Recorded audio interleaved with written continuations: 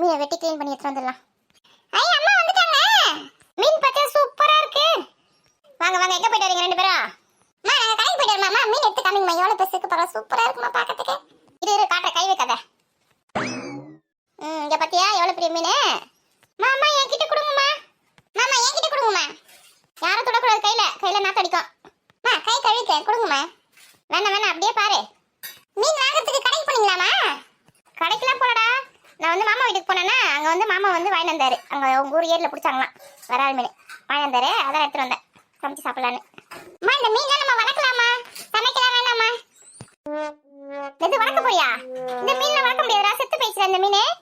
ஏமா கொன்னீங்க? நம்ம வளர்த்துருக்கலாம்ல, உயிரோட கொண்டு வந்திருக்கலாம்ல நீங்க. இந்த மீன்லாம் நம்ம வீட்டில் வளர்க்க முடியாது. வேணா வந்து இந்த தொட்டிலாம் போட்டு வளர்ப்பாங்களே, குட்டி குட்டியாக கலர் அழகாக இருக்குமே, அந்த மீன் வேணா அப்பா வேணா சொல்லலாம். நம்ம தொட்டியில் போட்டு வளர்க்கலாமா? ஐ சூப்பர், கலர் மீன் வளர்க்க போறோமா நம்ம? சரிம்மா அப்பா வேணா சொல்லுங்க. நல்லா பெரிய பெரிய மீனா வேணா சொல்லுங்கம்மா. பெரிய பெரிய மீன்லாம் வளர்க்கணும்னா பெரிய தொட்டி வேணும் நமக்கு. நம்ம வீட்டில் வந்து சின்ன தொட்டியாக முதல்ல வாங்கிக்கலாம். அந்த மீனை வளர்க்கறதுக்கு நமக்கு முதல்ல தெரியணும் இல்லையா? சின்ன தொட்டியாக வாங்கி சின்ன சின்ன மீன்லாம் வாங்கி அதில் வளர்க்கலாம். அதுக்கப்புறமா நமக்கு வளர்க்க தெரிஞ்சதுக்கு அப்புறமா எத்தனை மீன் அதில் போட்டு போகிறோன்னு தெரியல. வளர்க்க தெரிஞ்சதுக்கு அப்புறமா பெரிய தொட்டியாக வாங்கி பெரிய மீன் போட்டு வளர்க்கலாம். சரிம்மா வேணா சொல்லுமா. அப்பா கிட்ட வந்து இந்த ரெட் கலர் இருக்குமே அந்த ஃபிஷ்ஷு, அதுக்கப்புறம் சில்வர் கலர் ஃபிஷ்ஷு, அப்புறம் பிளாக் கலரு, அப்புறம் கோல்டு கலரில் கூட இருக்குமா ஃபிஷ்ஷு. நான் என் ஃப்ரெண்டு வீட்டில் பார்த்தோம்மா, நிறைய வச்சுருக்காங்கம்மா. அந்த மாதிரிலாம் வேணா சொல்லுங்கம்மா. சொல்கிறேன். மெயினாக அதில் வந்து ஃபைட்டர் ஃபிஷ் வேணுமா? அதுதான் நல்லா சூப்பராக சண்டை போடும். அது சண்டை போது பார்க்கறதுக்கு நல்லா இருக்கும் தெரியுமா? ஆமாம், உன்ன மாதிரியே சண்டை போடலாம். அது நீ எப்படி தங்கச்சிக்கிற சண்டை போடி அதே மாதிரி சண்டை போடலாம். ஆமாம், யார் வந்தாலும் டப்பால் அடிச்சிடும் வாலிலேயே. அதுக்கப்புறமா வந்து இந்த டேங்க்ல க்ளீன் பண்ண பாருமா, அந்த ஃபிஷ் கூட வேணும். ஒரு பிளாக் கலர்ல இருக்கும் அது பார்க்கறதுக்கு. ஏன்னா நான் அது வாங்கி போட்டுன்னு வச்சுக்கேன், நமக்கு டேங்க் க்ளீன் பண்ண வேண்டிய வேலையே இருக்காது. அதே க்ளீன் பண்ணிடும் எல்லாத்தையும். வேணா சொல்கிறேன். சரி, ஈரத்தில் அப்படியே சுற்றில இருக்காதீங்க. உங்கள் வீட்டில் போய் என்ன படிக்கிற வேலை எழுதுற வேலை பாருங்க. அன்னைக்கு ஸ்கூல் லீவுமா, படிக்கிற வேலை எதுவும் இல்லைம்மா.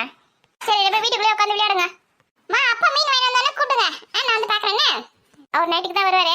போங்க வீட்டுக்குள்ளே போய் கும்முன்னு உட்காருங்க. சரி வா சந்து. ஐயா நம்ம வீட்டுக்கு கலர் ஃபிஷ்லாம் வரப்போதே. இந்த பசங்க சொல்ற மாதிரி கலர் மீன்லாம் வாங்கி வந்தா எவ்வளோ விலை? நம்ம அண்ணன் சொல்லி அந்த ஏரியிலேருந்து மீன் பிடிச்சி இருந்து கொடுக்க சொன்னோம். இந்த சின்ன சின்ன மீனாக பிடிச்சி வந்து கொடுங்க அப்படி சொல்லி தான் தொட்டியில் போட்டு வளர்க்கணும். ஃப்ரீயாக கிடைக்குது, விட்டுட்டு யாராவது காசு கொடுத்து வாங்குவாங்களே. அது வேற நம்ம சொல்ற பச்சையே கேட்காதுங்க. அப்பப்போ செத்து போயிட்டு நடக்குங்க. இதுன்னா நம்ம சொல்ற பச்சை நல்லா கேட்கும். ஏன்னா இன்னும் மாதிரி இந்த மீனை கழுவுலனே இதோ போறேன்க்கா. அந்த பசங்க கிட்ட பேசினிருந்தேன். இதுல அது எவ்வளோ தக்காளி கையில தக்காளி விற்கிற வேலைக்கு எதுக்கோ இவ்வளோ தக்காளி வேணும் வந்திருக்குன்னு தெரியல. இந்தியா 1 கிலோ தக்காளி எவ்வளோ தெரியுமா? 20 ரூபாடி. அதான் 5 கிலோ தக்காளி வேணும் வந்துட்டேன். இது 1 கிலோ தக்காளி 20 ரூபாவா? ஆமாண்டி, வண்டியில் வந்து விற்குது. அதான் நமக்கு 2 பேருக்கும் சேர்த்து தான் வாங்கியிருக்கேன். 5 கிலோ போதில்ல. இக்கா 2 நாளைக்கு முன்னாடி 70 ரூபாய் 80 ரூபா சொல்லியிருந்தாங்க. இது என்ன இது 20 ரூபா சொல்கிறேன்? நல்லா இருக்க தக்காளி 7 பேர் தக்காளியாக இருக்கு போகுது.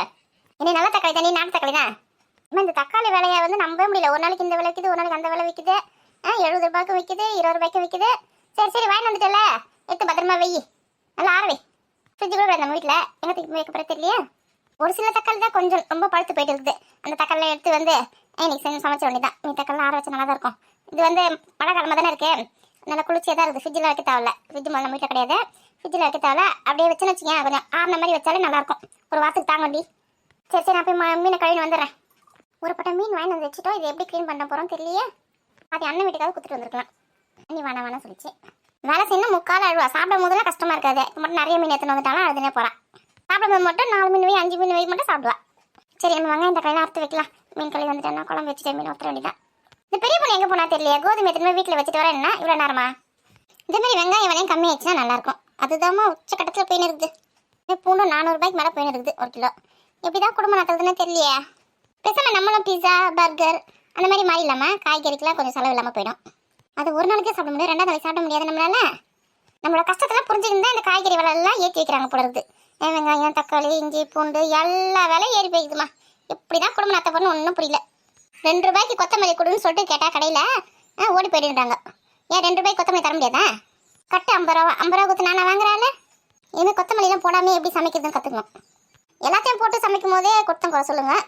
நல்லா இல்லை மண்ணு மாதிரி இருக்குது, வாசனை இல்லை, டேஸ்ட் இல்லைன்னு. இன்னும் எதுவுமே போடாமல் சமைச்சா என்னென்ன பேச்சு பேசுங்க. 400 ரூபா 500 ரூபா சொல்கிறாங்க 1 கிலோ பூண்டு. வாங்கினா எங்கன்னா நல்லா இருக்குதா? சொத்தியம் கித்தியமாக இருக்குதுரியா. வாங்கும்போது பார்த்து வாங்கணும். கண்ணு முடியுன்னு காசு கொடுத்துட்டு வாங்கி வந்தால் இப்படி தான் இருக்கும். ஏன்டா இப்படி பண்ணுற அப்படின்னு கேட்டால் எல்லாமே நல்லா தான் இருக்குது, உங்களுக்கு தான் கண்ணு தெரியல அப்படின்னு சொல்கிறான். பொறுப்பாக எப்படி குடும்பம் நடத்துறது என் பிள்ளைக்கும் தெரிய மாட்டேது, மருமகளுக்கும் தெரிய மாட்டேது. ரேஷன் கடைக்கு போயிட்டு வரேன் சொல்லிட்டு தூக்கி எடுத்துன்னு போனேன். ஆளையே காணும். ரேஷன் கடையை வேலை பேசி வாங்கி வந்துருக்கா, என்ன சாக்கு கிடைக்கும் இந்த வீட்டை விட்டு ஓடலானே பார்த்துன்னு இருப்பா. இன்னைக்கு ரேஷன் கடை சாக்கு கிடச்சிருது. இது ஒரு நைட்டுக்கு தான் வீட்டுக்கு வர போலகுது. ஒன்றும் ஒரு வார்த்தை எதிர்த்து கேட்க மாட்டான். பெரியம்மா என்ன பண்ணுறீங்க? யாடி அதே உள்ளவா நான் தான் பரிமளா. பெரியம்மா வாடி வீட்டு பக்கமே ஆளை காண ரொம்ப நாளா. எங்கள் ஊருக்கு எங்கே போயிட்டியா? நான் எந்த ஊருக்கு போகிறேன்? இந்த ஊரில் தான் இருக்கேன். என்னடி உடம்பு சரியில்லையா? உடம்புலாம் நல்லா தான் இருக்குது. மழை பெஞ்சினே இருக்குல்ல, அதை தொண்டை சரியில்லை. என்னடி தக்காளியும் கையமா வந்துருக்குற? ரோடு மேலே வண்டியில் வந்து தக்காளி விற்றுது 1 கிலோ 20 ரூபாய். அதான் வாங்க, நீங்கள் வாங்கலையான்னு கேட்கறதுக்கு தான் வந்தேன். தக்காளி வேணாமா உங்களுக்கு? விலை கம்மியாக தான் விற்கிது. முன்னாடி 70 ரூபாய் வச்சுருந்ததுல இன்னைக்கு 20 ரூபாய் விற்கிறாங்க. பரவாயில்லையே 20 ரூபாய். நேற்று என் பிள்ளை வந்து 3 கிலோ தக்காளி வாங்கி வந்துட்டேன். 1 கிலோ 70 ரூபாய் வாங்கி வந்தான். இந்த மாதிரி வேலைலாம் ஃபஸ்ட்டு செய்வாங்க. 2 கிலோ வாங்கி வச்சுக்கோங்க, நல்லா தான் இருக்குது. நல்லா கல் மாதிரி தக்காளி.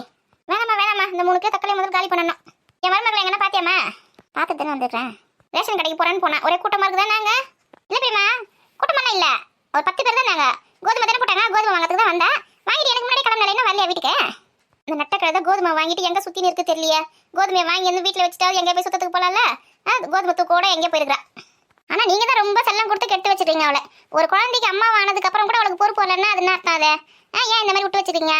நானும் எவ்வளோ தாண்டி கத்துறது அவகிட்ட. கத்தி எனக்கு நெஞ்சு தான் வலிக்குது. அடங்கவே மாட்டேங்கிறா. வீடு அடங்கி குடும்பம் நடத்துறீன்னு சொல்கிறேன், அடங்கவே மாட்டேங்கிறா. அவள் மட்டும் என் மருமகளாக இருந்தான்னு வச்சுக்க, இந்நேரம் காலை உடச்சி உட்கார வச்சிருப்பேன். நான் எங்கேருந்து அவள் காலை உடைக்கிறது? அவள் தான் என் காலை உடச்சிடுவா பொழுது. ஊர் உலகத்துலேருந்து எத்தனையோ பொண்ணு வந்தது என் பிள்ளைக்கு.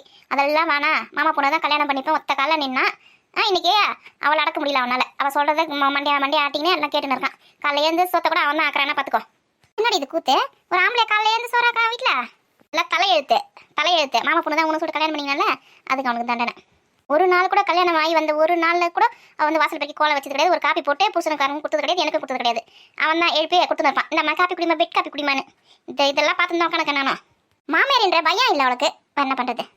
இன்னொரு கீதா ராணி அவங்களா இருக்காங்களா, அவளுக்கு கூட சேர்ந்துக்கணும். எங்கன்னா சுற்றி எங்களை 10 ரூபா வீடா வரட்டும் வந்தானா வீட்டுக்குள்ள சேர்க்காதீங்க. அவளோட துணி மணி சுட்டு சத்துக்கு வெளியில் போடுங்க அவங்க அம்மா வீட்டுக்கு போய் 4 நாள் அங்கே காரி மூஞ்சி நின்றா தான் அவள் அடங்குவா. நீ எப்படி சொல்கிற? ஃபோன் சொல்லி துணி மணி எடுத்து போட்டு வச்சுக்க, ஜாலியாக எடுத்துன்னு போயிட்டு 1 மாதம் ஆனாலும் வரமாட்டா, ஒரு ஃபோனும் பண்ண மாட்டா. ஊட்டியே மறந்துடுவா. என்ன சுத்தம் போதே மறந்துடுவா. இன்னும் அவங்க அம்மா வீட்டுக்கு போய் சுத்தமாக எங்கள் எல்லாருமே மறந்துடுவா. அதுக்கப்புறம் என் பிள்ளை தான் போய் கெஞ்சி கூத்தாடிய அவளை போய் கூட்டு வரணும். நமக்கு எதுக்கு தேவையில்லாத வேலை சொல்லுதா? நானும் கும்பிட்டு இருக்கேன். அச்சோ இது வேறு வந்துட்டானே. ஆமாம் தக்காளி 20 ரூபா தான், 1/2 கிலோ 10 ரூபா வருது. கதவை திறந்து வைக்காதீங்கன்னு 1000 வாட்டி சொல்லியிருக்கேன். ரோட்டில் போகிறது வரதெல்லாம் வீட்டுக்குள்ளே வந்துடும். கதவை திறந்து வைக்காதீங்கன்னு இந்த அத்தைக்கு எத்தனை வாட்டி தான் நானும் சொல்கிறது. என்ன பெரிய பொண்ணு, யாரை சொல்ற நீ ரோட்டில் போகிறது வருதுன்னு? உன்னதான் சொன்னேன். இப்போ பெரியவங்க சின்னவங்களுக்கு மரியாதை கொடுத்து பேசுறதுக்கு கற்றுக்கோ, புரியுதா? பெரியவங்க மாதிரி நடந்துக்கணும். இந்த மாதிரி போட்டு கொடுத்து குடும்பத்தை கலைக்கிற வேலைலாம் பண்ணக்கூடாது. ஐயோ எல்லாத்தையும் கேட்டுட்டு தான் வந்துடுறா இருக்குது. அவள் அப்படி என்ன தப்பா சொல்லிட்டா? வீடு வாசல் என்ன பொறுப்பா இருக்கிறியா நீ? காலையில் போனால் சாயங்காலம் தான் வீட்டுக்கு வர. வீட்டில் ஏதாவது ஒரு வேலை வெட்டி செய்யறியா? இல்லை புருஷனுக்கு ஏதாவது செஞ்சு கொடுக்குறியா? இல்லை குழந்தைய ஏதாவது பொறுப்பாக பார்த்துக்கிறியா? அவள் சொன்னது என்ன தப்பு இருக்குது? அவகிட்ட எதுவும் சண்டைக்கு போற நீ? எல்லாம் இந்த குட்டி பிசாசியால் வர்றது. வீடா போய் வீட்டில் கலகம் பண்ணினுக்குது, ஒரு வேலையை வச்சு திஞ்சுனுக்கு ஆணி அடிச்சு அப்படியே சவுத்துல மாட்ட போகிறேன் பாரு. ஐயோ மாட்டினாலும் மாட்டிடுவா, நம்ம போயிடலாம். சரி பெரியம்மா வேலை இருக்கு, கிளம்புறேன் நான். ஈடி இதில் காப்பி குடிச்சிட்டு போ. ஐயோ வேணாம். இனிமேல் யார் வீட்டுக்குள்ளனா போயிட்டு இந்த மாதிரி குடும்பம் எடுக்கிற வேலை பார்த்துன்னு தூக்கி ஃபேனில் மாட்டிடுவேன். நாங்கள் வேலை வெட்டியில் உட்காந்துன்னு இருக்கோம். வீட்டில் ஆள் இல்லைன்னு தெரிஞ்சுக்கின்னு வந்த இஷ்டத்துக்கு பேசுறது. இந்த அத்தை கழுவியை சொல்லணும். கதவை திறந்து வச்சுட்டு உட்காந்துக்குது பார். என்னங்க கோதுமை வாங்கி வச்சு கழுவி காய வச்சு அரைச்சி வைங்க. நைட்டுக்கு வந்து சப்பாத்தி சொல்கிறேன். உங்களுக்கு வேணா நீ கழுவி காய வச்சுக்கோ, என்னால் முடியாது. செஞ்சா செய்யுங்க, எனக்கு நான் வந்தது. எப்படி ஓடுறா பார். எப்படி இருந்தாலும் நைட்டுக்கு வீட்டுக்கு தானே வருவேன். காலை உடைக்கிறேன்.